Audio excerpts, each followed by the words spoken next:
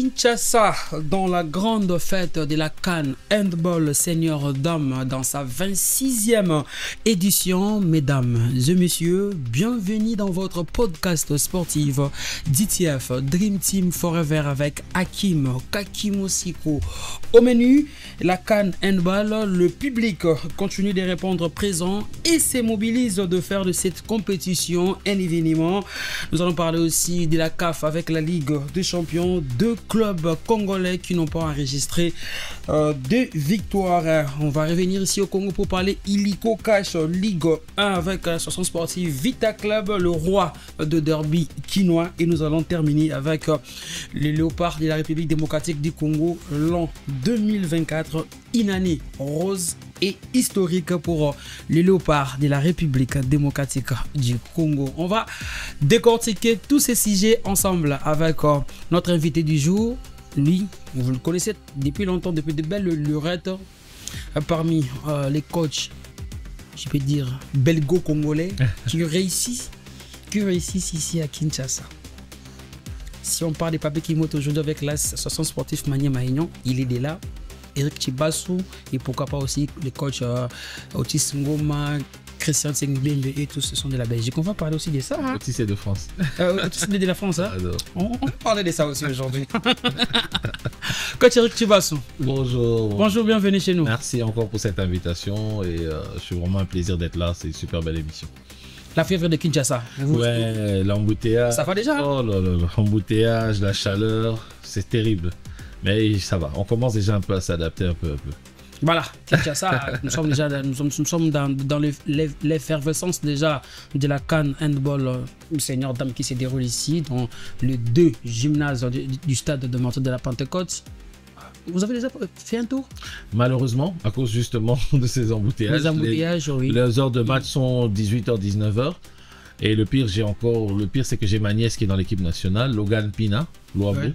C'est ma nièce, je la salue. Et j'ai raté malheureusement ces matchs. J'espère de Sarcette. Ouais, de Sarcette. J'espère, je salue aussi sa maman Françoise. J'espère pouvoir être là pour au moins les quarts de finale. Aussi, il reste encore un match, je pense. J'avais vu la famille faire le déplacement au stade, mais aussi à l'hôtel Hilton. Oui. Non, ils ont même des t-shirts, mais bon, moi j'ai pas eu encore mon t-shirt. Une grande mobilisation. Oui, une grande mobilisation, ouais. Sa maman est très active. On comprend tellement que le public quinois est sportif. Hein? Oui. Il ne comprend pas la règle du jeu, mais ils sont là présents, ils accompagnent, ils encouragent. C'est les heures qui sont quand même en train de nous tuer parce que 18h, 19h maintenant. Pour les gens qui habitent un peu loin, c'est compliqué. Donc, il faut... Elle-même, elle m'a dit, par exemple, à maman qu'elle doit tuer sa journée. Elle doit être là déjà à partir de 13h pour un match de 18h dans les alentours du stade.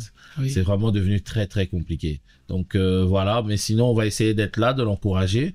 Mais il y a le grand quartier général qui a élu domicile au stade de Martyrs. Il y a tout là-bas. Oui. Il y a à manger, à boire, tout à fait. Donc, nous, on est là de 12h à 21h. C'est pas facile, mais... On est là, ouais. Mais ouais, c'est bon. Il reste encore, je crois, un match de poule contre...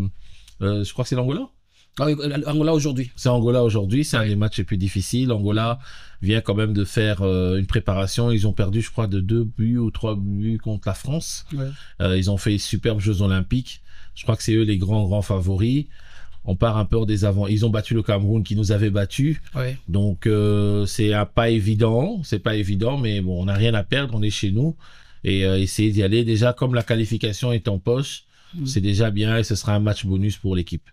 L'avantage que nous avons aussi, et les Cameroun qui nous a battus déjà, et l'Angola à qui on va jouer aujourd'hui, on peut encore une fois de plus les retrouver en finale. Oui, c'est que ça. Là c'est déjà la chance, c'est déjà un chemin très bien balisé pour la République démocratique du Congo, parce que il faudrait savoir que les Cameroun et l'Angola, ce sont parmi les bêtes noires de la République démocratique du Congo. Et même dans l'Afrique, ce sont parmi les plus grandes équipes handball. Donc on est derrière les filles, ce sera pas facile, ça on le sait tous, mais je pense que si au moins ils peuvent atteindre déjà les demi-finales minimum, ce serait déjà une réussite. Et on espère vraiment en demi-finale, déjà, nous serons déjà qualifiés pour la Coupe du Monde. Ah, ce serait magnifique. C'est vraiment ça l'objectif. Moi, je pense vraiment que c'est une équipe, il y a une bonne préparation faite par le président de la Fédération de handball, M. Amos. Il a vraiment mis les moyens en marche. Malheureusement, il y a la fille Ayong qui n'a pas pu jouer. Peut-être qu'elle nous aura apporté aussi autre chose. Mais on va essayer de voir un peu s'il se qualifie. Ce serait extraordinaire pour nous, ne fût-ce qu'aller en demi-finale à domicile et avoir une qualification pour la Coupe du Monde à domicile, ce serait pas mal. Mention spéciale quand même à la gardienne, pas mal. Hein. J'ai bien aimé la gardienne. Elle est assez bien. C'est vraiment une très bonne gardienne. Et on espère vraiment que ne fût-ce vraiment qu'elle puisse arriver en demi-finale. Voilà, changeons de chapitre, quittons le handball pour parler maintenant des sports rois. On parle football avec la CAF, la Ligue des Champions, les deux clubs congolais, l'association sportive Maniema de Kindu et le tout-puissant Mazembe Anglebert de Lubumbashi. Les deux clubs congolais n'ont pas enregistré 2 victoires pour une entame qu'on peut dire un peu en demi-teinte. Ça va quand même du côté de l'association sportive Maniema Union, mais décevant du côté de tout-puissant Mazembe Anglebert. Coach Eric. Bon, on connaît un peu le problème qu'a Mazembe au niveau de l'interdiction de recrutement. Donc déjà, ils ont même dû prendre un gardien pour le faire devenir attaquant. Donc c'est quand même une équipe qui n'a pas encore eu la chance de pouvoir trouver encore la bonne formule. Donc par rapport à l'année passée, le début de championnat aussi a été très compliqué. Donc je pense que déjà à partir de là, il y a déjà une matière à comprendre un peu ce résultat. Donc bon, malheureusement, ça reste quand même à domicile. Donc c'était une équipe qui aurait pu, Mazembe nous a habitués à prendre des points à domicile. Donc voilà, c'est une compétition qui est relevée. Donc déjà là, on voit déjà que Mazembe va devoir essayer de faire un exploit à l'extérieur pour essayer de se rattraper. Donc on croise les doigts, comme ils disent, hein. Impossible n'est pas Mazembe. Donc on a parlé de ça ici l'autre fois avec Miguel ainsi que vous. Papi Kimoto qui a réussi quand même à faire l'espoir à l'extérieur. On le sait très bien que le club congolais a toujours des difficultés de jouer à l'extérieur, surtout avec le club de l'Afrique australe.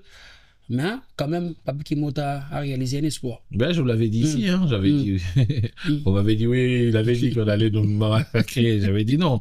Je dis qu'ils partent sur des bases solides au niveau défensif. J'avais dit, et qu'ils ont peut-être la chance de jouer sur les phases arrêtées. Donc, ils n'ont pas réussi à marquer malheureusement sur phase arrêtée, mais j'avais dit leur base défensive, elle était assez solide.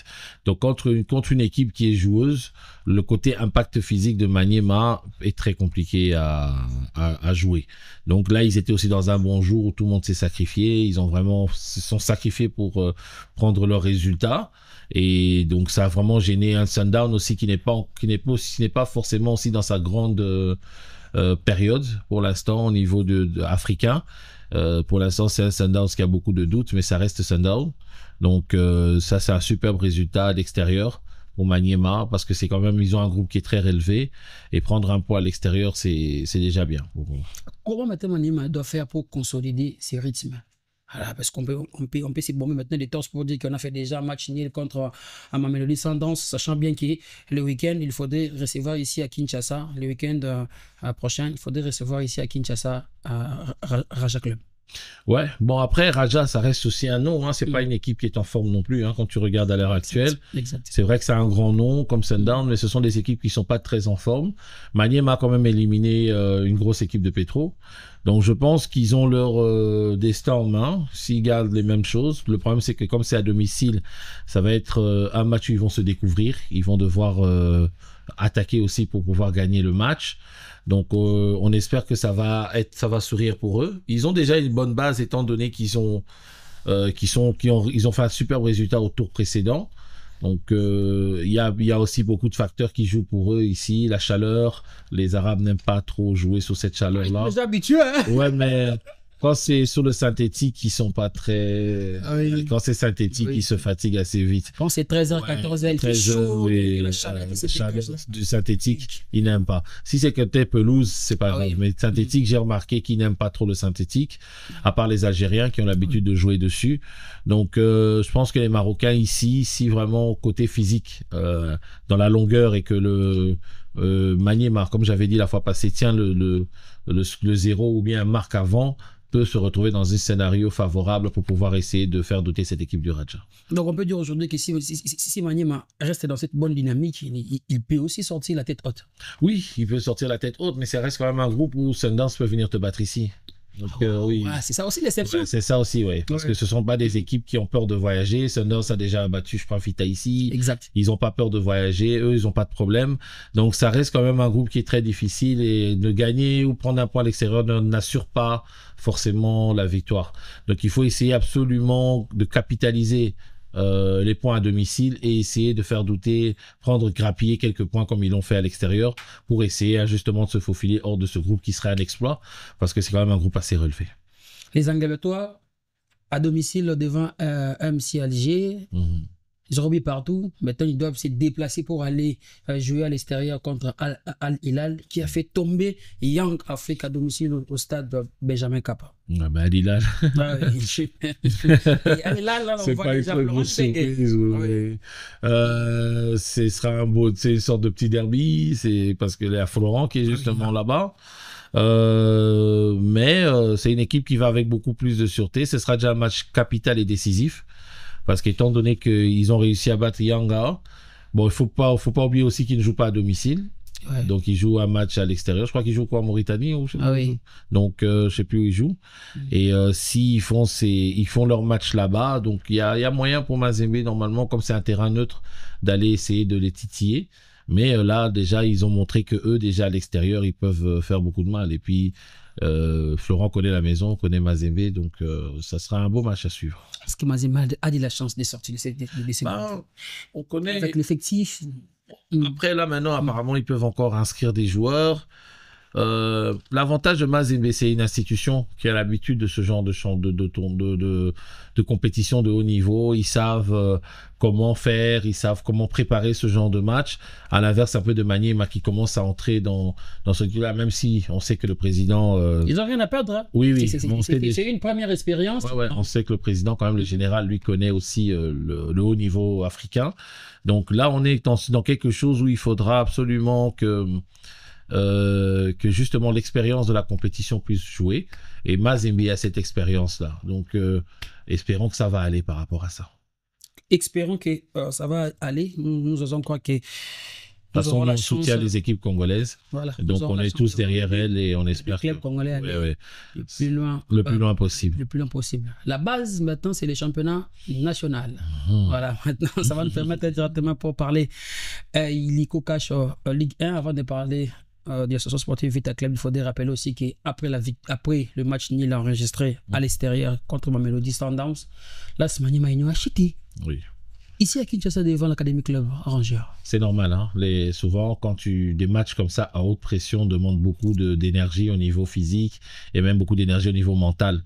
Donc, vous préparez un gros match et puis quand vous avez même un résultat parfois positif, il y a parfois une sorte de décompression, même dans le haut niveau, les grandes équipes arrivent à avoir ça.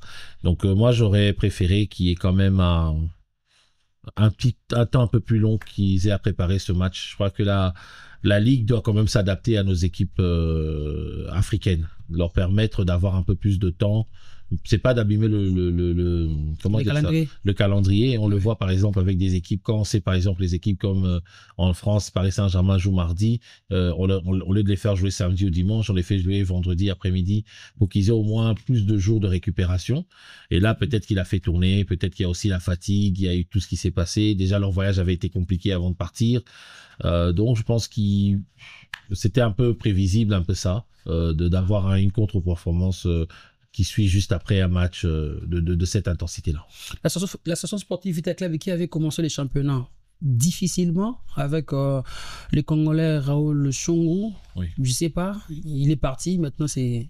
Il y avait d'abord Wadou avant. Ah ouais, Wadou, après Raoul Chongo et ensuite les Sénégalais. Mais on trouve maintenant que Vita Club commence à retrouver sa très bonne dynamique. Renaissance, maintenant Vita Club, les 2 derbys chinois remportés par l'association sportive Vita Club. On peut dire que Vita Club commence à se ressusciter petit à petit. Je crois que c'est un peu trop tôt pour moi de se prononcer. C'est vrai qu'on aime bien ici quand c'est des derbys montés. Après les derbys, ça reste des derbys. Hein, donc c'est des choses qui sont un peu à part Donc tout ça, pour moi, il faut encore attendre pour voir si ce Vita va pouvoir encore continuer dans la durée. Mais c'est vrai qu'il y a déjà des bons signes positifs par rapport au départ. Il y a aussi un problème, c'est qu'on a condamné parfois les 2 premiers coachs, mais il ne faudrait pas oublier qu'il y avait changement presque à 80% de l'effectif. On a fait ramener des étrangers qui ne connaissaient pas le championnat congolais et qui viennent jouer en Afrique, qui ont fait leur premier déplacement dans un club à pression. Il leur fallait peut-être juste du temps. Donc malheureusement dans notre pays, notre pays on regarde pas ça. Il suffit que tu perdes 1 ou 2 matchs et Sini, Babengani Bato, Ozamabe. On voit directement le résultat. Voilà, donc c'est les mêmes qui étaient en train d'insulter, qui aujourd'hui sont en train de danser, de faire des chants pour dire qu'ils sont les champions du monde. Moi je pense qu'il faut qu'on apprenne aussi à comprendre certaines choses. Il faut comprendre aussi la situation de ton club. Quand tu es supporter, tu aimes ton club. Il faut comprendre aussi la situation de ton club et aider ton club. Ça sert à rien de détruire dès qu'il y a une défaite. Ça, on adore faire ça au Congo. Chercher les sorciers. Il y a des sorciers partout, des sorcières pour justifier une défaite. Mais parfois, il faut du temps. Manchester City, c'est à la 7e défaite maintenant. Mais voilà, ils travaillent. Ils continuent à bosser. Le Barcelone de l'année passée a perdu. Aujourd'hui, ils gagnent tout. Donc, ils ont laissé le temps, ils laissent travailler. Donc, il faut à un moment donné prendre le temps de bosser. Real Madrid qui a tout gagné l'année passée, ils sont 23e en Ligue des Champions cette année. Mais ils sont pas morts, ils sont là, ils travaillent. Donc, on aime le football quand c'est Real Madrid-Barcelone, mais quand c'est pour s'adapter à nous au même niveau, on ne veut pas. On est intransigeant, on est déjà en train de... Les images que j'ai vues à la fin du match contre le DSMP, je trouve ça... c'est honteux. Horrible. C'est horrible et honteux. On n'est même pas au play-off 1, on est encore au début de championnat. Tu penses que ça va apporter quoi d'aller menacer tes joueurs, ta propre équipe? Tu les mets encore dans des situations de stress et qui vont pas te permettre de les aider. Ils n'ont perdu que de 1, ce DSMP-là. Ils ne perdent que de 1. Ils sont en train de remonter. Il y a encore la 6e place à aller chercher. Et là, avec ce qui vient de se passer, est-ce que ça va aider ton équipe? Je ne pense pas. Donc, je pense aussi qu'il faut... Ils viennent de perdre des derbies. C'était face au Football Club Les Aigles du Congo, 4-1. Maintenant, contre le club aussi, 2-1, en infériorité numérique. Oui. Ça arrive. Hein. Ça arrive, je veux dire. Je veux dire, à un moment donné, vous pouvez réclamer sans forcément agresser. Tu vois ce que je veux dire? On peut déclarer son mécontentement. C'est normal, c'est leur club. Mais je pense que moi, déjà, quand tu mets un choc et que tu vas agresser, ça, c'est pas pardonnable. C'est pas pardonnable. Ça, c'est parce que vous n'aidez pas votre équipe à faire ça. Vous énerver, insulter, peut-être de réclamer des choses, ça, je peux comprendre. Parce que c'est normal. Peut-être que c'est un grand club, Daring Club Monterrey-Pembe. Ils peuvent pas se permettre de faire 2 défaites dans des derbies. Et donc, voilà, des derbies, entre guillemets, parce que c'est eux-mêmes, ils ont créé ce fameux derby contre les Aigles du Congo. Je vois pas pourquoi c'est un derby, mais donc voilà, c'est un peu ça, Coach, vous avez quand même suivi les extraits de la rencontre de DSMP à Sver Club. Qu'est-ce qui s'est amélioré du côté de la Sver Club sur le plan technique? Je pense que ils ont évolué dans leur plan tactique. Ils ont un schéma beaucoup plus clair. Ils ont des joueurs qui commencent à s'affirmer de plus en plus. Il y a un petit à moi qui était avec moi en U15 et qui est passé aussi avec le coach Guy en U20 en des sélections. Makoko. Quand vous parlez des histoires là, ils étaient avec moi avec les léopards de U15, U16, U17. Il faudrait qu'à l'État qu'on puisse se mettre les moyens. C'est pas les moyens, mais il faudrait quand même un peu de suivi. Même au niveau de la fédération, même au niveau de la direction technique. Parce qu'aujourd'hui, on vous donne raison. La plupart des joueurs, des jeunes joueurs qui évoluent dans ce championnat, sont passés par les léopards U15, U16, U17. Les jeunes qui ont été déjà détectés depuis belle lurette. Les Matobo, les Makoko, ils étaient tous en U15, Kaloumé. Donc, on a tous les petits qui ont gagné les trucs en U20 viennent de cette génération U15. La majeure partie, sans compter les U17 qu'on a eu avant, comme les Chibangu, Sem aussi qui était à Daring Club Monterrey-Pembe. On a pas mal de ces gamins qui sont passés dans les trucs. Mais après, le problème dans notre pays, c'est que, comment dire ça, quand vous faites un travail, que vous commencez à faire un travail, il y a des personnes qui envient ce travail et qui vous diabolisent. Donc, il y a des gens qui passent non, on m'a pas donné par hasard. J'ai fait mes preuves, j'ai travaillé. Les fruits sont là. Voilà, j'ai fait mes preuves, j'ai travaillé et j'ai apporté quelque chose. On a battu la France avec les locaux. Le problème, c'est que c'est pas à moi de le dire. Parce que moi, quand je le dis ici, Aya le Bara, non, c'est pas moi. Le fond de Mais moi, je passe pas pour le dire. Moi, je passe pas pour le dire, je l'ai jamais fait. Je pense que moi, je fais un travail et que c'est aux gens maintenant de prendre le travail. Quand quelqu'un a une expertise dans quelque chose, dans tous les pays, quand quelqu'un fait un bon travail et qu'il a une expertise, on vient le chercher. C'est pas à lui de commencer à venir courir pour demander. Mais chez nous, c'est un peu le contraire. Parce qu'il est commis partout, il y a du bashing, il y a caca. Pourquoi? C'est comme si on savait plus faire notre boulot.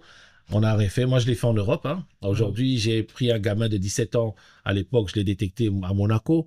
Il a fini capitaine de l'équipe nationale A du Congo, Tisserand à l'époque. Il avait 17 ans, 16 ans quand je suis allé le chercher. Quand j'ai pris Kipembe, il a fini champion du monde. Il a joué avec le Congo avant de jouer la France. On a eu des Kipembe chez nous. On a eu des Batshuayi. J'ai les images, je peux vous les montrer. Mais c'est pas aujourd'hui que j'ai commencé, c'est depuis 2007. Mais aujourd'hui, parfois, tu lis sur Internet, Achiba Souanga Salani. Et là, donc, comme nous, on n'a pas une armée de personnes qui nous défend, on compte seulement sur notre travail et notre capacité. C'est un métier qui est compliqué, c'est pas un métier cartésien. 1 + 1 = pas 2 au football. Donc, mais je pense quand même qu'on a fait des preuves et qu'on a fait... Est-ce que ces scouting continuent toujours? Il peut pas continuer parce que les personnes comme nous, on est un peu découragés. On est découragés parce qu'on n'a pas eu cette reconnaissance. On n'a pas cette reconnaissance. Les Congolais vont nous reconnaître seulement quand on va mourir. Ah, tu vas seulement Koufi, ah, ça là, oui, c'est comme ça qu'on est ici. Quand la personne est vivante, c'est pas intéressant.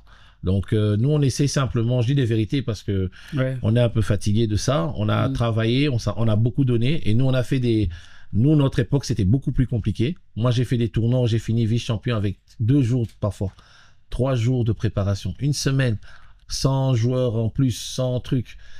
C'est pas facile. Je félicite encore beaucoup l'exploit qu'a fait le coach Guy Boukassa aussi avec les U20. Les U20. Donc, lui aussi, il sait qu'il était avant, dans la période où on était dans le pain noir, puisqu'il était mon assistant. Ça avait été pas facile pour nous. Donc là, il a eu beaucoup de chance que quand même, cette fois-ci, le Connor a quand même réussi à appuyer pour qu'il puisse avoir des stages et faire ce qu'il a à faire. Mais quand il perdait ses matchs amicaux, les mêmes gens insultaient. Ils comprennent pas qu'un match amical, c'est fait pour préparer. Les défaites sont faites pour préparer. Et il n'a pas joué des petites équipes. Hein. Il a joué le Maroc. Il a pris le risque. S'il voulait gagner, il aurait joué Djibouti et tout ça. Donc, il faut féliciter quand même l'exploit. Ils ont fait un exploit de gagner à 12 joueurs. Il y a des gens on a travaillé pendant très longtemps. Aujourd'hui, on se retrouve avec des personnes qui nous détestent. On ne sait pas pourquoi. On n'est plus dans les fonctions qu'on avait avant. Donc moi, dans le football des jeunes, j'ai disparu comme ça. Et je sens certaines animosités quand je vois certains collègues. Je ne sais pas pourquoi ils me détestent. Ils ne t'aiment pas. Je ne sais pas pourquoi. Parce que j'ai fait mon travail, j'ai fait ce que j'avais à faire, mais tu me détestes. Pourquoi tu me détestes? Fais mon travail, fais ton travail. On reconnaîtra ton travail, on va le faire. Parce que sinon, on était si mauvais que ça. Comment on a réussi à faire les résultats? Comment j'ai fait 2 fois vice-champion de l'Afrique centrale à l'UNIFA? Comment j'ai battu la France avec le truc? Comment j'ai fait 3e à la COSAFA? Comment j'ai pu ramener tous les gamins que j'ai pu ramener en équipe nationale? Comment j'ai fait ça si j'étais si mauvais que ça? Donc, à un moment donné, je le dis maintenant, j'ai jamais passé sur un plateau pour donner un coup de gueule par rapport à ça. Mais moi, je suis franchement déçu. On a beaucoup travaillé, on s'est beaucoup donné. Peut-être qu'on était les gens sacrifiés. Sacrifiés pour que les choses puissent avancer. Et je suis content aujourd'hui que... Moi, je trouve que c'est pas encore trop tard. Hein? Moi, je trouve que c'est pas encore trop tard. Est-ce qu'il y a encore la force et la motivation? Je pense que nous, on l'a fait depuis 2007. On a travaillé en pensant que il y aurait quand même une certaine récompense. Moi, je trouve qu'il y a des personnes qui ont moins fait que parfois ce sacrifice et qui ont gagné beaucoup plus que nous en termes de notoriété et de trucs. Que nous, on a fait des sacrifices et qu'on se retrouve dans des situations qui sont pas... Toi, tu connais les réalités. Oui. On nous a dit qu'on traînera Napoto, à traîner jamais Nakin. Je suis venu, j'ai entraîné Renaissance.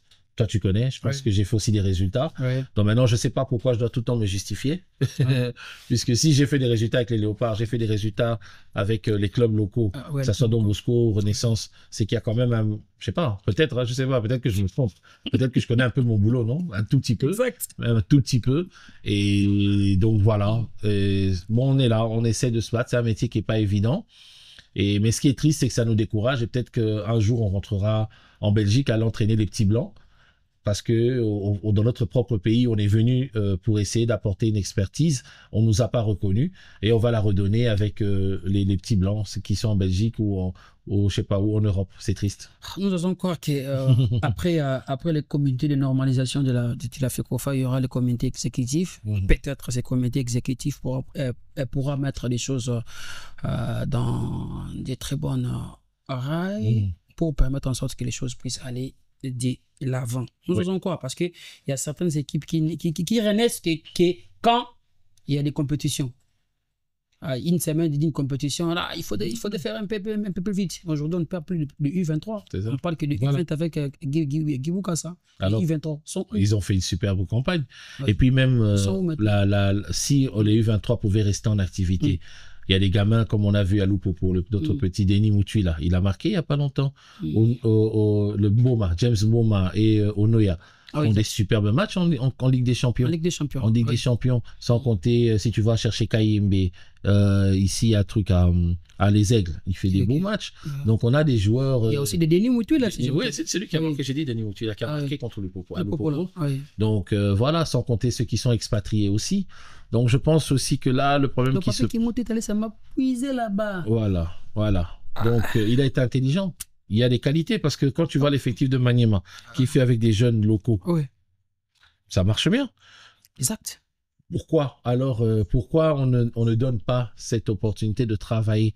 Le pire, c'est qu'on ne demande même pas des trucs d'argent puisqu'on n'a jamais d'argent, nous, dans les équipes. Beaucoup croient que... Parce que les gens là qui nous envient, ils croient que tu vas à Tonganda avec les U17. Non, j'ai pas d'argent. J'ai pas gagné, moi. Moi, j'ai même pas gagné peut-être... Aujourd'hui, il faut que les gens sachent. J'ai peut-être même pas gagné de toute la carrière que j'ai fait en U17. J'ai peut-être même pas gagné les primes de matchs qui ont gagné 2 matchs les Léopards. C'était une période de vache maigre. Ouais, 2 matchs les Léopards. Je te parle des primes de 2 matchs les Léopards. Moi, jusqu'à présent, j'ai pas encore gagné la prime alors que j'ai fait les U17 de 2013 à 2018. Tu peux compter? Donc moi, il m'a fallu 5 ans et je n'ai même pas encore gagné en prime de match. Je n'ai pas gagné même deux matchs, 2 sorties de Léopard que quelqu'un a gagné en prime de match. Un joueur a peut-être gagné en prime de match. Tu peux t'imaginer? Donc c'est quand même que nous avons fait beaucoup de sacrifices et on se retrouve dans des situations où on nous dit Carabango. C'est bizarre. Moi, c'est vraiment le truc qui me choque. Mais on est content quand même parce qu'il y a beaucoup de nos jeunes qui sont comme le petit Eli Panzou maintenant, qui était venu en test à Genk, qui a fait un superbe test à Genk. Malheureusement, il est venu un peu trop tard. Il y a eu des problèmes. Il est bien à Simba.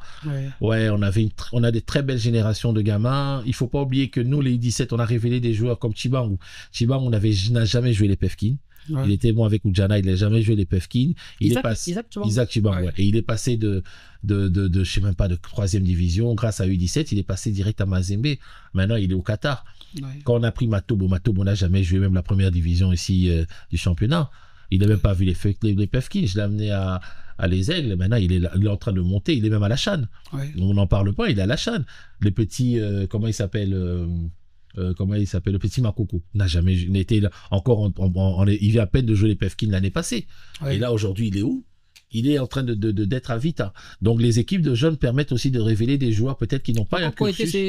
Chez le TP Les Anges? Oui, chez TP Les Anges. Ils ont des joueurs qui n'ont pas passé peut-être un cursus des Pefkin, de Ligue 2, de tout ça, mais qui ont des forts talents et qui sautent le pas pour aller en truc. C'est bénéfique pour le pays.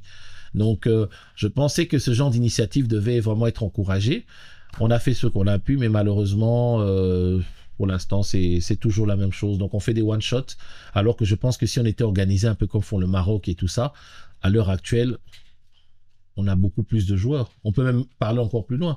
Oscar Kabouit, c'est moi qui le prends à l'équipe de, comment on appelle ça? KFA. Et je demande au président de me le monter à Don Bosco.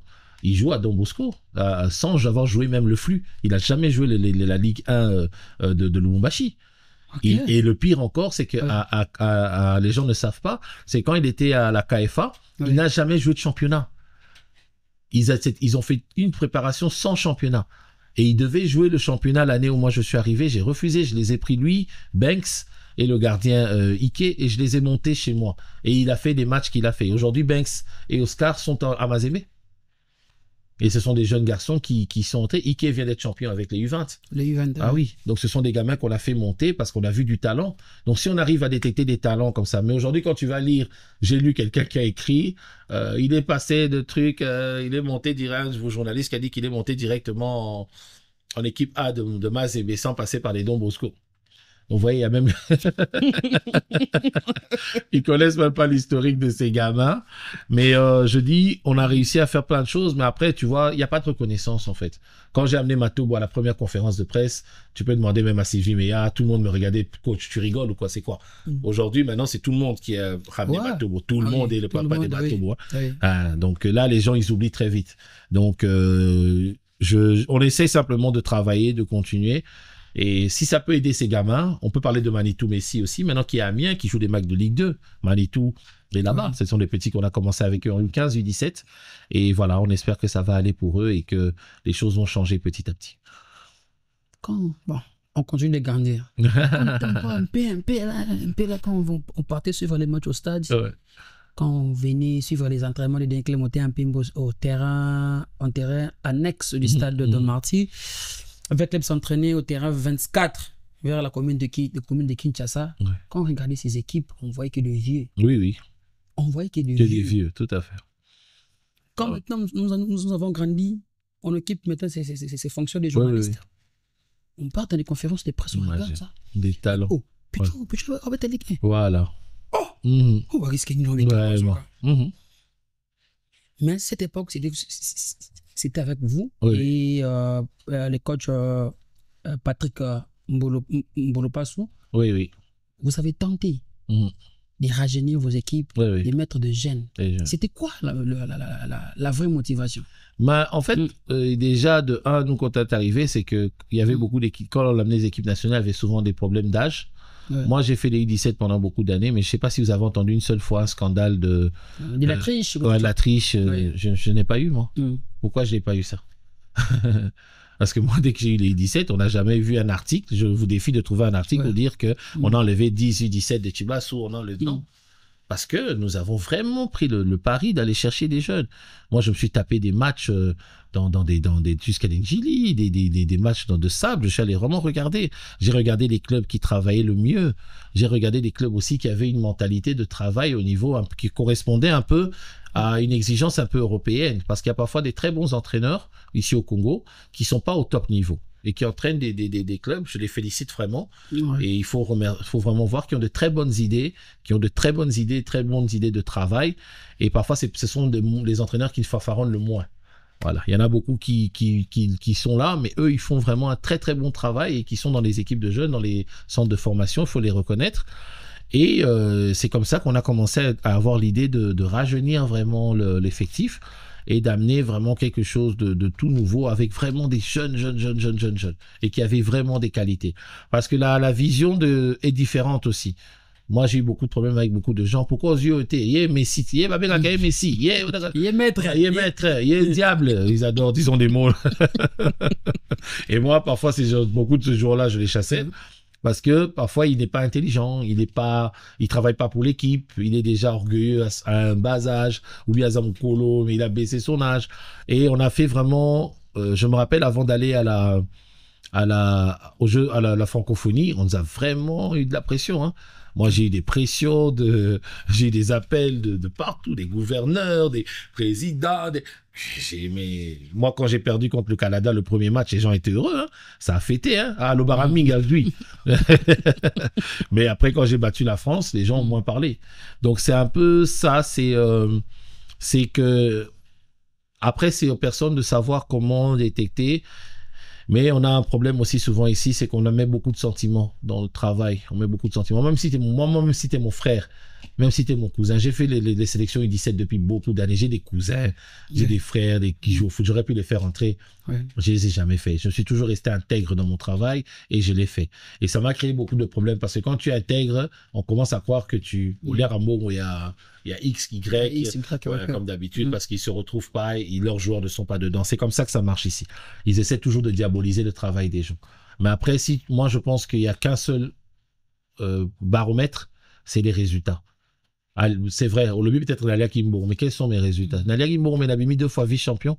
Nalia Kimbourg, on m'a mis ici autant de joueurs. Nalia Kimbourg, alors que j'ai battu la France avec ça, pourquoi? Donc ça veut dire qu'il y a quand même un travail qui a été fait derrière. Et maintenant, il faut que les personnes reconnaissent un peu les gens qui travaillent. Et voilà, c'est tout. Coach, ça va nous prendre combien de temps pour que le championnat national puisse vraiment très bien s'émerger avec les jeunes? Parce que jusque-là, Mazembe tente avec 2 ou 3 joueurs, avec club avec 1 joueur ou 2 joueurs. Et dès que les montées un peu, oui, on voit plus de 5 joueurs. Les autres équipes qui viennent de la seconde zone, oui, avec beaucoup de jeunes. Ouais. Mais il faut combien de temps pour que aussi Mazembe, avec club, Eric Lemonté un peu, puisse aussi aller dans cette même philosophie pour que les championnats puissent vraiment Non, moi je trouve que c'est déjà formidable parce que presque tous les joueurs dont tu parles, ils sont titulaires. Ça, c'est différent. Ouais. Tu vois, beaucoup avant, ils ont peut-être été sur le banc, mais Oscar Kabou était titulaire à Mazembe. Le petit Talassi est titulaire aux Anges Verts. Tu as quand même Makoko qui joue quand même beaucoup à Vita Club.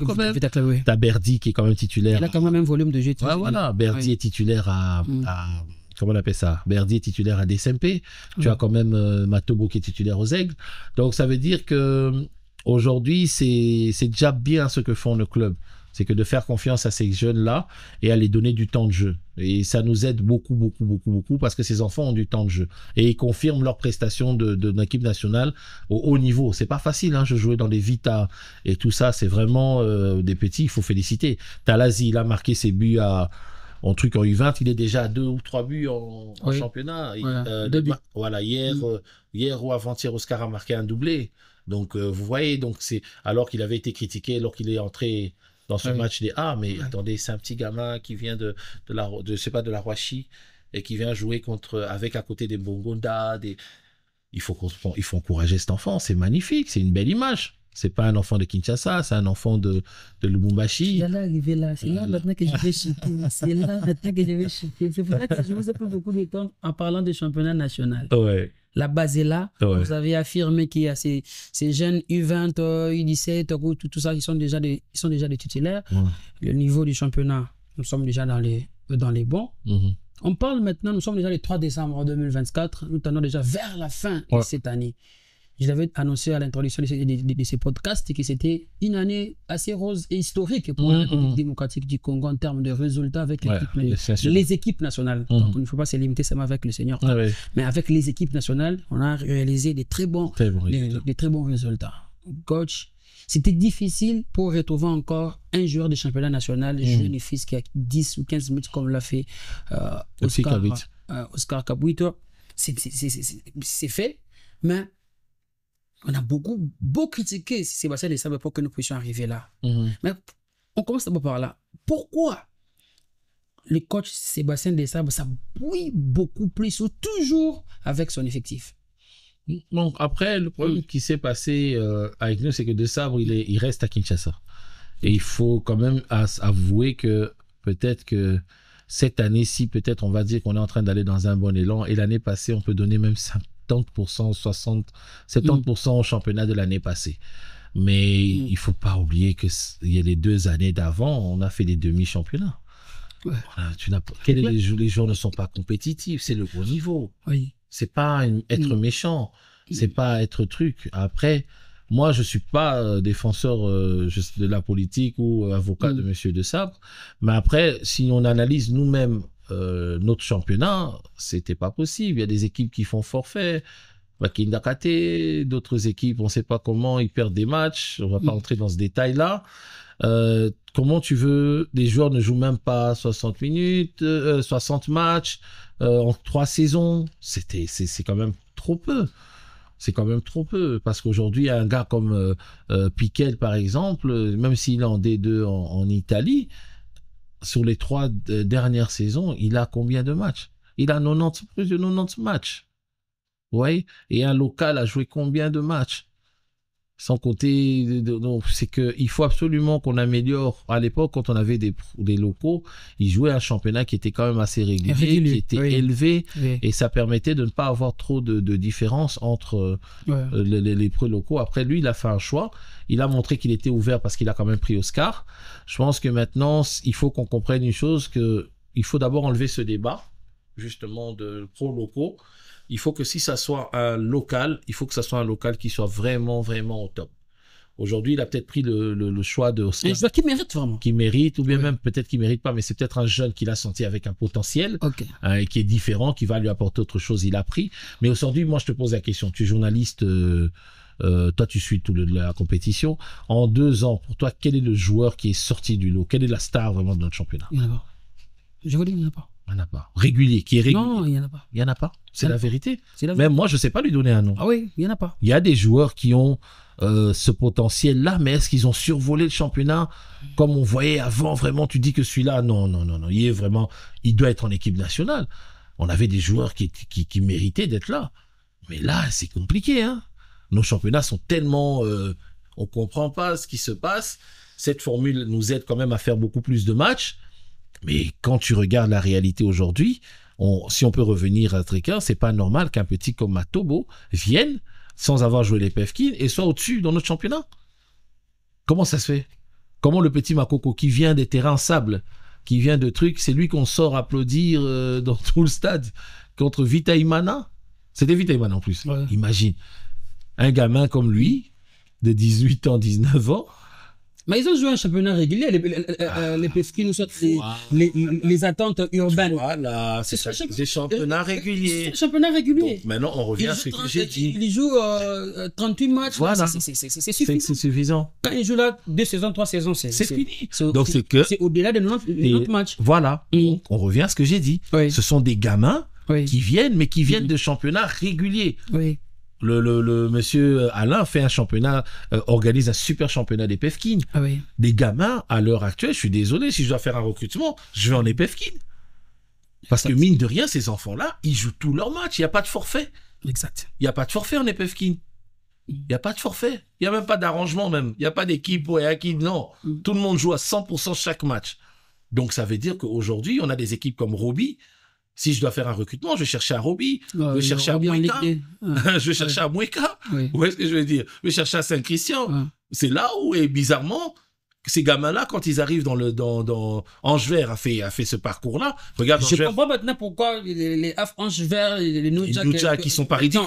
Voilà, je comprends pourquoi ils sont en train de réaliser des choses. Voilà, et c'est grâce à eux-mêmes qui compliquent un championnat, qui deviennent moins faciles. Ils viennent des championnats réguliers. Voilà.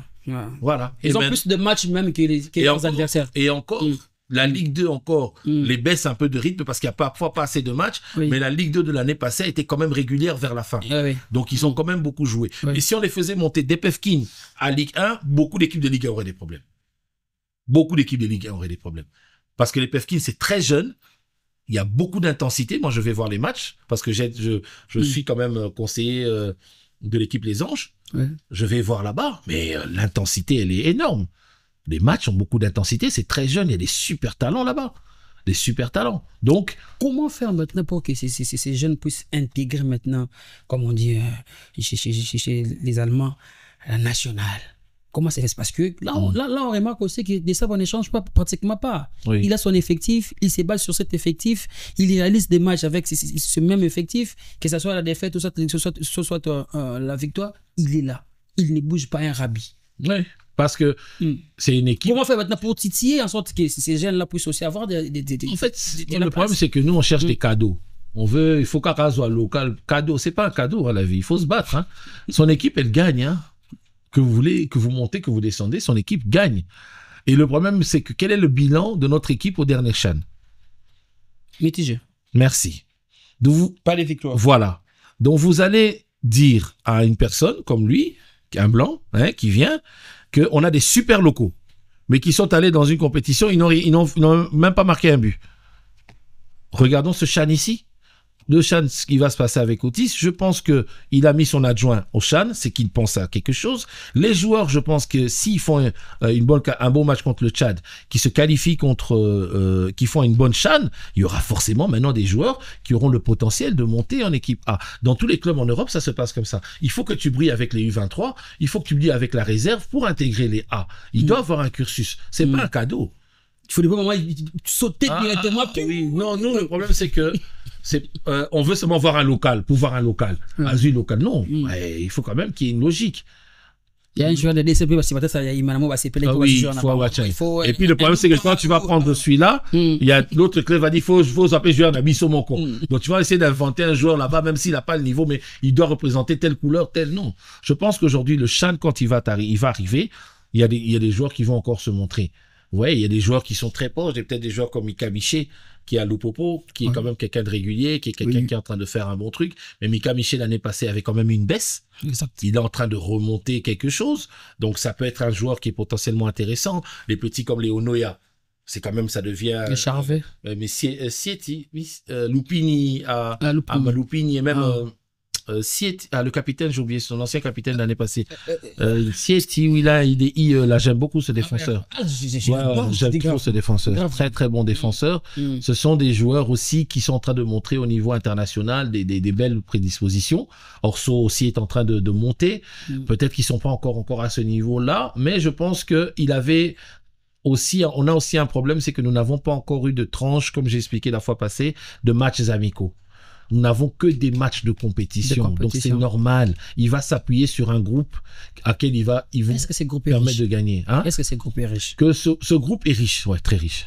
Très, très riche. Coach. Oui. Parce que je pense que parmi... C'est la caméra ou quoi? Non. Je pense que en termes de qualité, le Congo est une des seules équipes qui peut quand même aligner 18 joueurs de haut niveau. Hein. Je suis désolé. Hein. Parce qu'aujourd'hui... Il y a la qualité là-bas. Oui, papa. J'en vais seulement aller tout simplement. Ça veut dire que tu sors Varane, tu mets Batubisika. Il encaisse contre l'Éthiopie. Oui, il marque, hein. Il a marqué, non, contre l'Éthiopie. Il a marqué. Oui, mais il n'a pas encaissé. Il était là. Non. Quand il était là, en train de m'énerver. Non. Il y a la vidéo, on va mettre l'extrait, coach. Je vais te dire une chose. Je vais te dire une chose. Non, il peut pas parce que je vais t'expliquer quelque chose. Il revient d'un recul frein. On est dans une contre-attaque où ils ont couru pendant 30 mètres. Le joueur fixe. Il ne peut pas se livrer parce qu'il ne sait pas ce qui se passe dans son dos.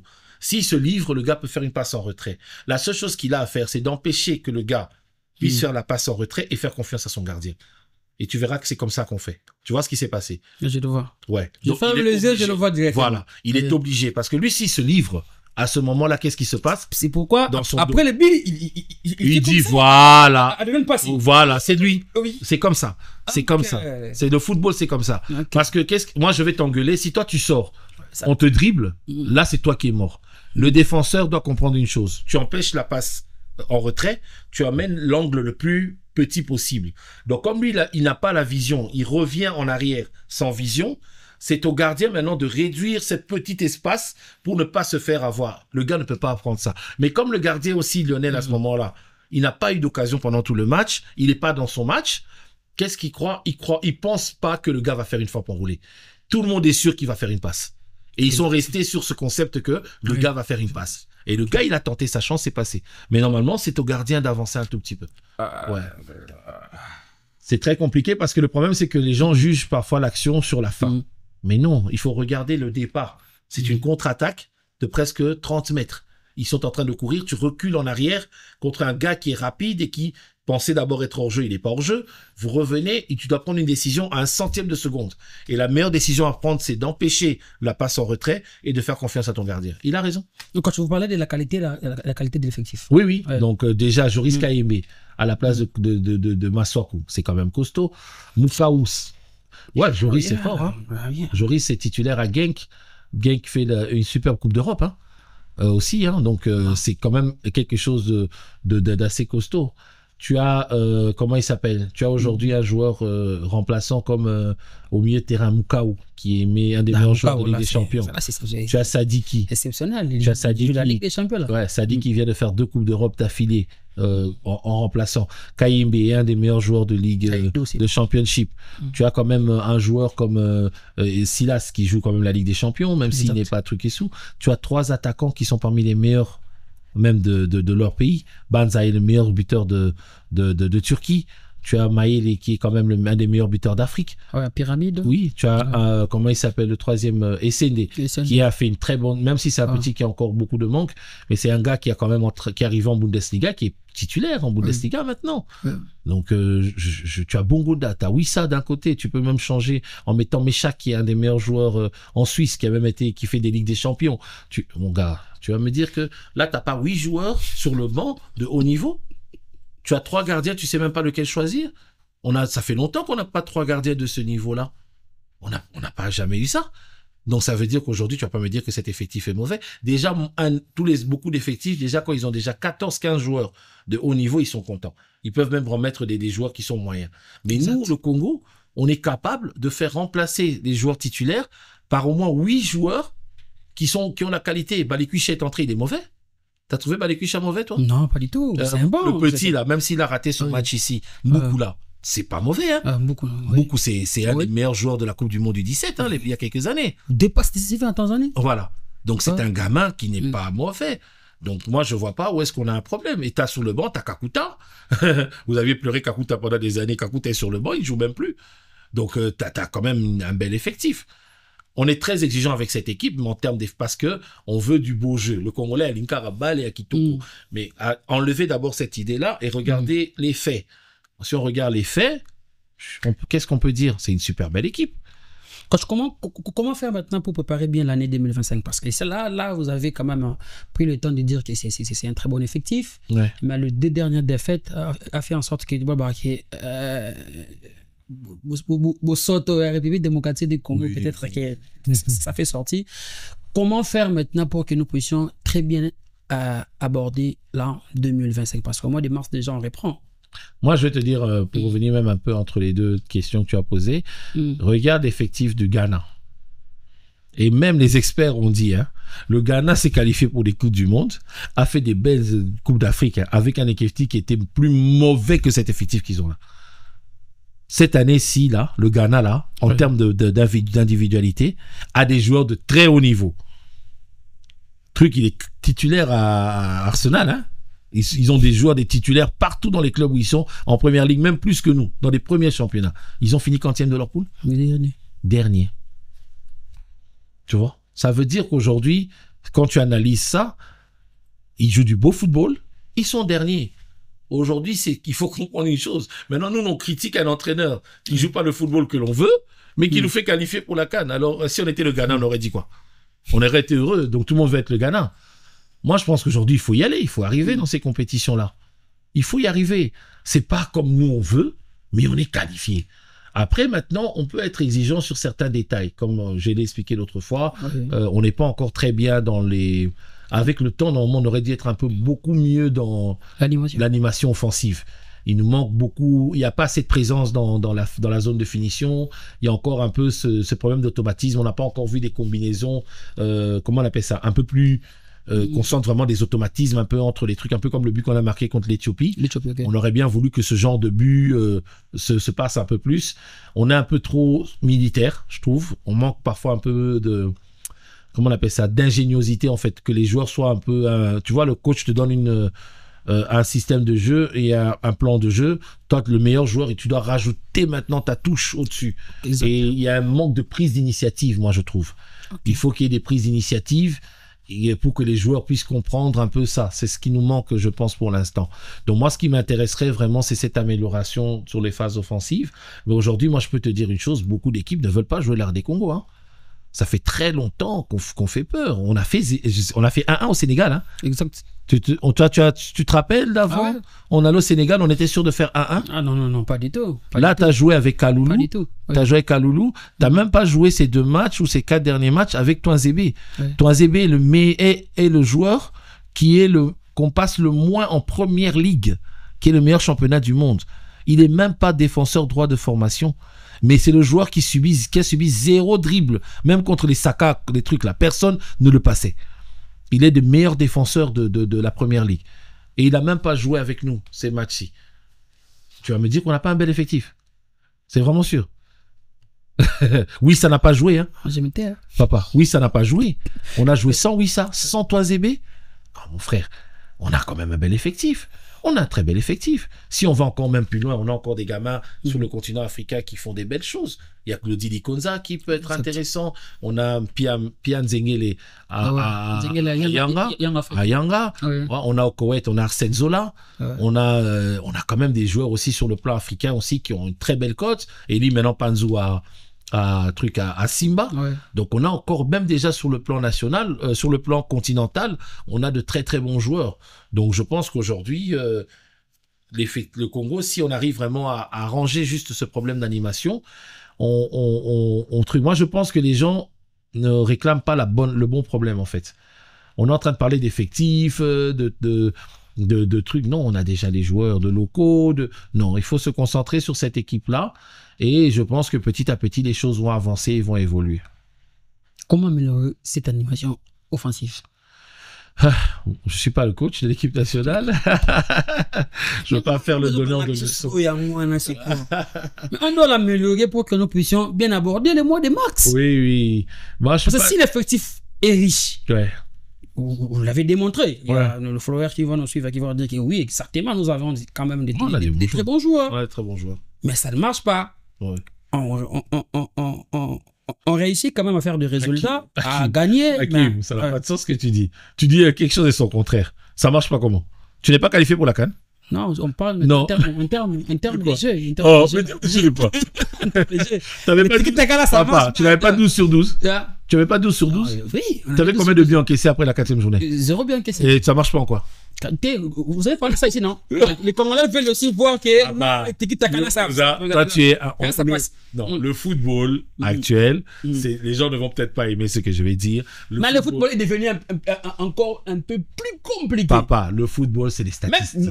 Exact. Même si vous regardez le football européen, à l'époque, on voyait des dribbleurs aussi. Tu as regardé l'Euro. Tu as regardé l'Euro, tu as pu dormir, hein? C'était beau l'Euro? Non. C'était mieux, la CAN était mieux, non? C'est pour te montrer, papa, c'est la réalité. Papa, c'est la réalité du football. Quand tu le dis ici, hein, c'est la réalité du football actuel. On n'est plus dans on a passé la génération du tiki-taka, on est dans la génération du contre-pressing. Le contre-pressing demande des sacrifices. On n'est plus dans les générations tiki-taka, maintenant nous sommes dans la génération kick and press. Exact. Donc le contre-pressing. À noter.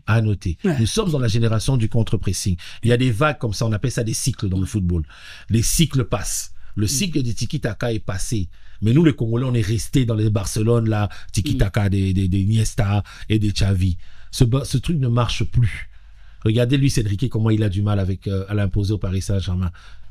Exact. Guardiola a dû s'adapter. Il a changé son football. Il a pris le tiki-taka et il a mis du contre-pressing dedans. Si vous ne mélangez pas maintenant le contre-pressing dans votre façon de voir les choses, vous ne pouvez plus jouer au football à l'heure actuelle. C'est impossible. C'est impossible. Moi, j'avais l'habitude de faire, toi tu me connais, quand j'étais à la licence, tu m'as suivi. Oui. Moi, mon style à moi, c'est le bloc bas, c'est de prendre de but et d'aller en contre-attaque. Mais maintenant, le 3-5-2. Je suis obligé, dans mon évolution maintenant dans les clubs, comme j'ai travaillé, c'est d'aller maintenant travailler ce contre-pressing. Si je veux évoluer dans mon foot et être d'actualité, je suis obligé de rajouter cet élément-là. Donc, ce contre-pressing fait que les joueurs jouent beaucoup sur les courses. Et je vais te poser maintenant une question. Pour te montrer qu'on a changé d'époque. Hein? Ouais. À l'époque de Messi et Ronaldo, tu remarques bien, on avait ce côté starification. Je te pose maintenant la question, toi qui suis le football actuel. Hein? On a maintenant passé la génération Messi et Ronaldo. Quel est le joueur aujourd'hui dans le football actuel, dans les grands clubs, peut se permettre de marcher sur le terrain? Non. Regarde Mbappé, comment il souffre. Mbappé est le seul gars qui veut rester dans cette ancienne mentalité. Aujourd'hui, le ballon d'or, moi je te dis aujourd'hui, si tu enregistres ton émission, tu auras chaque année du mal à donner le ballon d'or. Parce que moi aujourd'hui, je suis désolé, les gens qui ont dit Vinicius, moi je n'aurais pas donné à Vinicius. Si c'était un joueur du Real, j'aurais donné à Carjaval. Ou bien Bellingham. Tu vois? Ben oui. C'est la réalité. Je dois identifier qui ici? Je dois identifier qui? Tu vois. Je dois identifier Dieu merci Ngouma de la RTNCD. Je dois identifier Joël Ganoufounisat de Cumular, les DG de Cumular. Je dois identifier Monstre Moussenjou. Monstre, comment il va? Ouais, il va bien. Je dois identifier beaucoup de gens. Je leur ai dit, si moi j'étais le responsable de l'agence France Football, j'allais donner le ballon d'or. C'est ça, ouais. Le truc. Moi, c'est ça. Oui, c'est ça. Mais aujourd'hui, le problème, c'est que ça te montre déjà que nous sommes arrivés dans une époque où il n'y a plus de stars. La starification des joueurs, c'est fini. Aujourd'hui, quand tu regardes l'équipe qui a gagné l'année passée, c'est ça qui s'est passé avec le Real Madrid. C'est qu'il y avait 4 ou 3 joueurs du Real Madrid qui méritaient le ballon d'or. Exact. Tu vois, si tu remontes au Manchester City d'avant, Et il y avait combien de joueurs? Tu donnais où à De Bruyne, tu donnais à Rodri, oui. Tu vois, tu donnais à Haaland, tu donnais... Il y a trop de joueurs, en fait. Donc maintenant, c'est que le football a évolué. C'est plus de stars. Ça veut dire que tu vois, tu es la Trésor Poutou. La Chabani, la Nani, ça n'existe plus. Ça veut dire que même toi, oui, ça, avec ton tout le truc que tu as, cours, viens défendre jusqu'en bas. Ça n'existe plus maintenant. Donc c'est une nouvelle vague de trucs et c'est pour ça que ça va être très compliqué pour nous aujourd'hui. Là, le football qu'a joué Maniema, c'est ça le football actuel. C'est ça. Ils sont restés dans leur carré, ils ont défendu, ils ont tenu leur score. Aujourd'hui, tout le monde les applaudit. Ils ont fait 0-0 contre Sundown. Ça va foutre la rage. Ben, on met ta biso, dada, batalona, ben, on va 4, ben, on va 5. C'est dur à entendre. Le Congolais n'aime pas entendre cette réalité-là. Et il va toujours dire, non, on a fait, le football, c'est des statistiques. Ça veut dire, ceux qui te me disent, présente un joueur aujourd'hui, coach, Nana Petit Moué, Abetara 11, Messi, je vais te demander, il a marqué combien de buts? Il parcourt combien de kilomètres? Combien de temps il vient pour défendre son équipe? Il a combien de passes décisives? C'est tout. Je n'ai pas besoin. Tu vois? Je n'ai pas besoin. Parce que les meilleurs joueurs du monde, ce sont les ailiers. Si toi, tu es un ailier que tu ne marques pas de but, mais moi, je dois te prendre parce que Sopaka.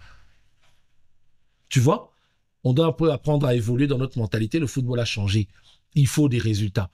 Il faut des joueurs qui sont des joueurs qui apportent. Le petit Latala Silla, il n'a pas fait d'extraordinaires trucs, il marque. Le petit Matobo, il fait des différences qui apportent des solutions. Il déséquilibre une défense et il fait des passes décisives. Il doit encore évoluer dans sa finition. Il doit encore évoluer dans ses passes décisives parce qu'il est capable de donner des meilleures passes décisives. C'est ça le football. Donc, il faut comprendre que le football a changé, que Tozol Barabaobe est Tamabé, mais ils ont 12 sur 12, 0 but encaissé.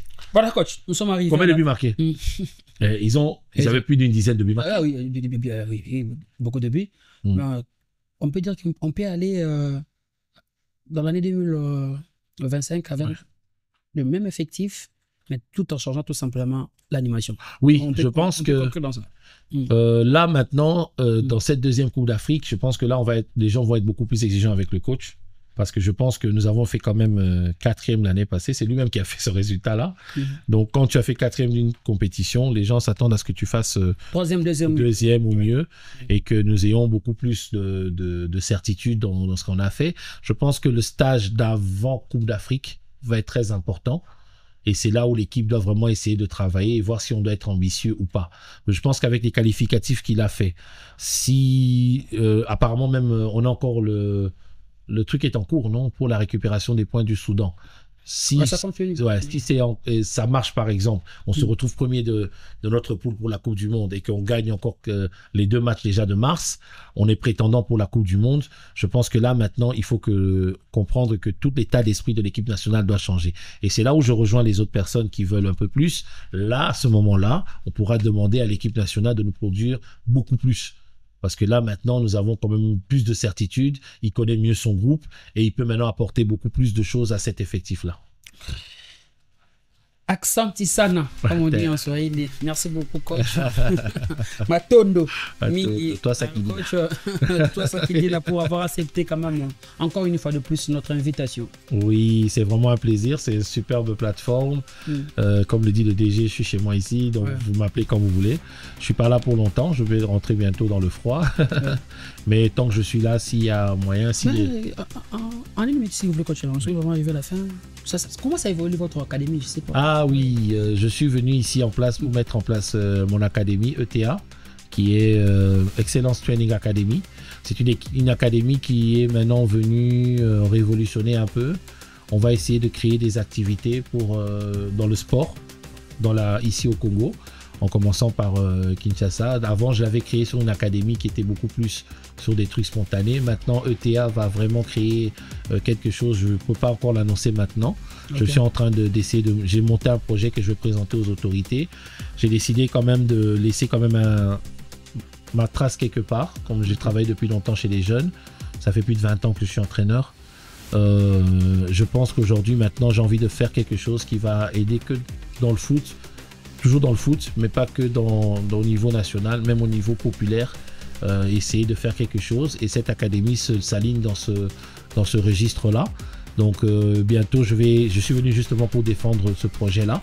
Et si ce projet marche, ce sera quelque chose de bénéfique pour tout, même l'équipe, pour tout le pays en fait, au niveau en termes de sport et de football.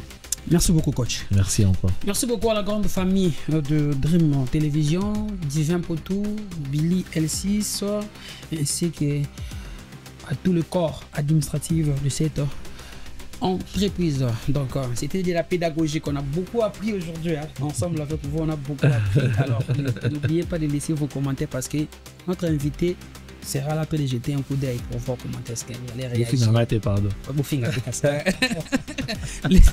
Laissez vos commentaires, ça va nous faire vraiment du bien. Quant à moi, je dis déjà au revoir. On se retrouve à très bientôt.